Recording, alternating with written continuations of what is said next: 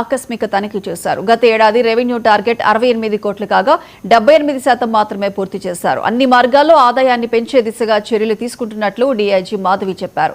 ఈ ఏడాది నూజివీడు కార్యాలయానికి 79 కోట్ల ఆదాయాన్ని నిర్దేశించినట్లు డీఐజీ చెప్పారు. రిజిస్ట్రేషన్ల కోసం వచ్చిన వారు కొన్ని కార్యాలయాల్లో ఇబ్బందులు పడుతున్నారు.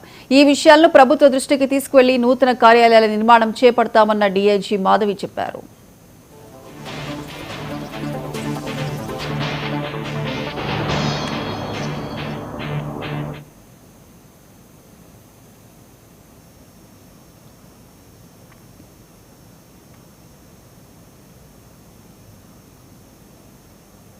ఏలూరు జిల్లా డిఐజీగా వర్క్ చేస్తున్నానండి.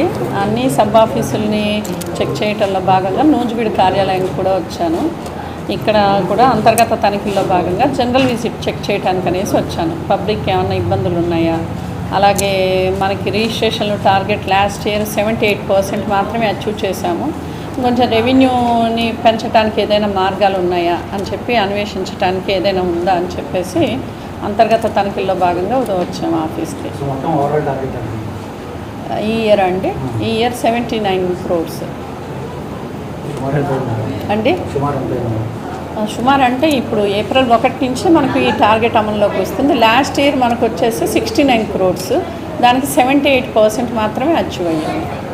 మేడం, కొన్ని సబ్ రిజిస్టర్ ఆఫీసుల్లో అవుట్సోర్సింగ్ ఎంప్లాయీస్తోనే ఎక్కువ పని చేపిస్తున్నారు అండి. అదే ఇప్పుడే నేను ఈ విజిట్లోకి వచ్చినప్పుడు నా దృష్టికి వచ్చింది అది.